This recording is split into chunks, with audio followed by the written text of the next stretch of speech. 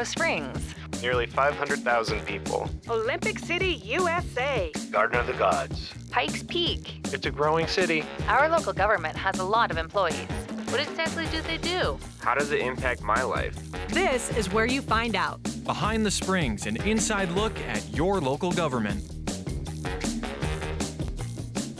Hello, everyone. It is your money, and you deserve to know how it's being spent. The mayor recently presented a balanced 2021 budget to City Council, and the council is going to review it, gather public input, and they can make changes over the course of the next couple of months. I'm Jen Schrader. Thanks for listening to Behind the Springs or watching on Facebook. And today we have the city's Chief Financial Officer, Shawray McDaniel, with us. Thanks for being with us and giving us your time. Yes, we really appreciate it. And even if folks are not number people, they can hang in there with us, right? Yes. We won't get too technical. It's going to be simple, not too technical. And let's talk about your role in the budget process and some of the accountability in place. I kind of wanted to start with that because I think some people think the mayor or city leaders are like sitting in an office with their little evil grins and they're spending taxpayer money any which way they want, which I'm sort of joking. I think people know that's not true, but they do wonder, how are all these priorities set? And while we know it's not the case, we aren't real familiar with the process. So if you can kind of tell us about that. Sure, that's a great question. So one of the things I'll say, we start with the strategic plan, the city's strategic plan, which we put a lot of time into developing the priorities and the initiatives in that strategic plan. And that really acts as a guiding document for the mayor and for the city council when we are looking at the priorities that we want to fund in the city. And so one thing I'll say is we have a very robust budget process. It actually starts in about March, and we start working with the departments, and finance acts as a coordinator. So we don't make any of the decisions, but we are the ones coordinating the process, gathering the information in a consolidated way for the decision makers. And so what we do is start working with those departments, the directors, the managers, what are their priorities, what's coming up that year that they know about, what do they need in their budget. And so then we use that information and use that strategic plan as our guiding document. And then we start taking that forward to the mayor, the chief of staff, those decision makers to talk about, okay, what are our priorities? And in a normal year, which this is not, the budget process for 2021 budget was not very normal. But in a normal year, what we would do is we would get all of the departments together, all those directors together, and start talking about, okay, each of us have our priorities. How do we come up with a consolidated, prioritized list for the available funding? And so that's a process that we walk through usually in late summertime, and we provide that information back to the mayor and chief of staff so that they can start making those decisions about what do they want to see in the budget, what gets funded and what doesn't. We also have other funds that are very restricted in their use. For example, the Public Safety Sales Tax Fund or the TOPS Fund for parks. That money comes in, and with those specific sales taxes, we have specific ways we can spend those. So that does not get thrown into the big pot to say, how are we going to spend that? That gets decided on separately because it is very specific how we are allowed to spend that money that the taxpayers are allowing us to have. By law. By law, right. Yes. And by the ballot measure, we have to accommodate certain expenses within that funding source. Right. So that's pretty specific. But the general fund, which is the one we most commonly talk about, is the one over which we have the most discretion. So that's why we spend so much time on the general fund, because really that's where you can get in those other priorities and services that you want to fund. And so then what we do is once we have a conversation with those department directors and the mayor, then we decide, okay, what goes into the mayor's budget. And that's the one where the second Monday in October, administration has to, by city code, provide that budget then to city council. Okay. And so then not only does the administration have a say in it, we turn it over to the city council, and they start a process also to review that budget, see what's in there. And all through the year, we are coordinating with them. So when we give that budget to them, there are no surprises there. We've already been gathering information from them and providing them with some preview about the budget, so that we're working very closely with them, and it's a very consolidated effort. Right. So they're not starting from scratch. They are not starting from scratch at all. And then also the public has a say in the budget. We do have a public hearing, and they can provide comments to their city council person or to the all city council email or phone calls or however.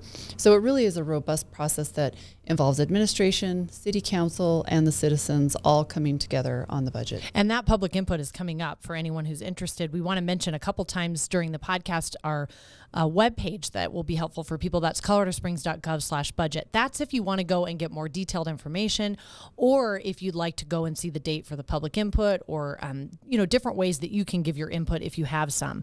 And so tell us about the highlights of this latest budget, because like you said, this is like nothing you've ever done in your life, I imagine, right? And no one was prepared for this, and it's something so unique and different. So how was this budget process different? And then what are some of the highlights that people need to know? Sure. So the 2021 budget process, which, as I mentioned, started way back in March of Perfect 2020, timing, yes. And then got derailed. So did the right? pandemic, Yeah, right? So did the pandemic. Oh my goodness. So it was a very different process. We did still look at what are our highest priorities.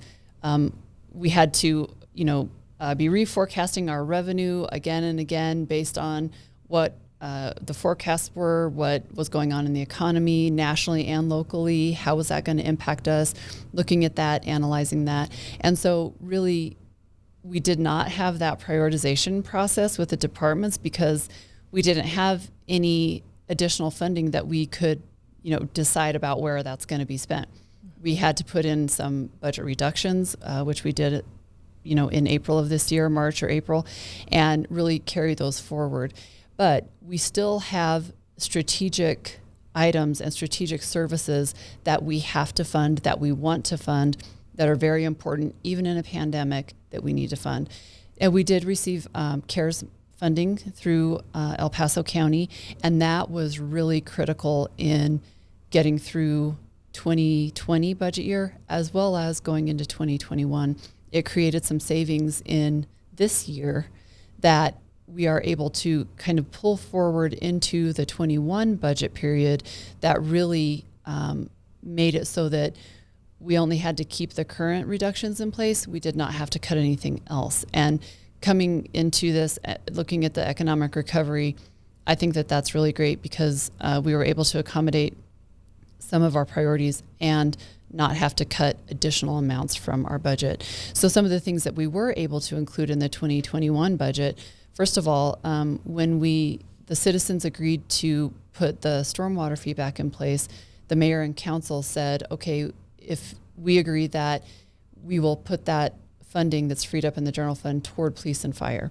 So we are in the process of hiring 120 new police officers over the next 5 years, as well as 32 firefighters. So in the 2021 budget, we have 8 new firefighters, a new sworn fire, and that completes that obligation for the 32 new fire sworn personnel. And then we're also adding 10 new police sworn positions, and we'll take another year to get the full 120. But we were able to go ahead and add those in the budget process, which is a really great step that we were able to accomplish. Even though we weren't sure we were going to at first, we were able to do that because of some of that CARES funding and carrying forward those reductions. Also, we were able to put some money toward our Mountain Metro Transit system, and we're going to have an additional route that will go down by the new Amazon facility and loop around the airport. We've not had an airport bus route before. Right, that's brand new. This is brand new, so it's very exciting, and it's been a big hope and desire for a couple of years now, and we were able to do that now with this 2021 budget. As well as we're putting some additional money toward critical vehicle and equipment replacement, as well as our critical facility maintenance. The city has a lot of facilities, and it's one of the things that sometimes gets cut first. And so we really thought it was important through this process to go ahead and just get some of that back so that we could be maintaining all of our workspaces appropriately. Right. I mean, that's more important than you think about. It's the Right. small stuff, but it really does add up. And I was actually just talking with our department manager for that area, and he was saying, yes, we have over 140 facilities, which sometimes we don't realize that is a lot to take care of. It is. So I want to go back to something you sort of alluded to about how well we've been able to do. And of course, the CARES Act has been a big part of that. We're still facing challenges, but it seems that our financial situation is better than some of the other municipalities we're hearing about across the state and across the country.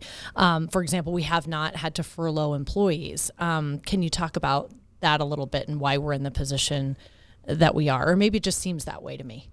I think we are in a better position than many entities that we've been hearing about. And I think that it's really a combination. One thing is we did receive the CARES stimulus funding through the county. That was very beneficial. But also, we really had all the departments come together when we said, whoa, this is crazy. We're having a very large revenue impact. It's an economic dropping out, just the bottom dropped out of the economy. And really, all of the departments in the city really came together. They understood what was happening and came to the table and cooperated and said, what can we do? And so I really give a lot of credit to our departments for just being willing to say, okay, here's what I can do. Here's what I can do. I can manage here. I can manage there. And it really was a group effort. So I really appreciate all of those departments' contributions, and we're all going without something this year and in 21. So it really is kind of all coming together to solve the problem. Yeah. And we also have had our sales tax revenue not being as bad as we thought it would be. So we're seeing now it's leveling off a little bit. We're collecting about what we did last year, which really is fortunate. And we didn't think we'd be back quite to that level yet. So that's really beneficial to the city, and that's adding to that maintenance of the budgets into 21. And that's a testament to people just going out there and spending again, Yes, and realizing the importance of Yes, that. and being willing to support the restaurants and the small businesses, and people, I think, are home, maybe doing some home renovation projects, some construction projects.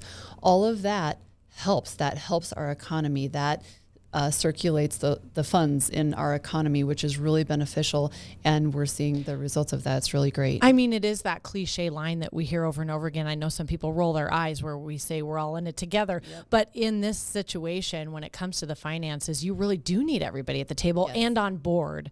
Right. And it seems so far the city of Colorado Springs has been on board. Yes, Everyone. Yes, So it's that's been very cooperative, and we've been just trying to keep everyone up to date and informed, and really, I just credit everyone in the organization and everyone in the whole city for kind of maintaining, going out, and still being active in the community. So what do you think about what does the public need to know at this point in the budget process? Just that that webpage that I mentioned before, coloradosprings.gov/budget, that's a good resource for people to go and visit. And I just want to emphasize, you really do want to hear from them. This Yes. isn't just some process that's going forward without any input. That's right. And we are providing all of these citizens to the community for the community. We all live here. We all work, play here. And so we want it to be what you want and provide the services that you're interested in. And so we do have public input on the budget. Also, the counselors, talk to their constituents and receive input on that. So it's a very large budget. I know it's a lot to try to consume and understand, but we're interested in making sure that we're providing the services to the community that they want. Okay, and people who are not interested in giving input and just wanted an overview, thank you for that. That's really helpful. Yeah, of We course. appreciate your time. So again, coloradosprings.gov/budget for more. And of course, follow City of COS on our social media. Are you all sick of hearing me say that? Because I'm going to say it every time. But please keep following us on social media. Thank you for listening to Behind the Springs, and we hope you will tune in next time.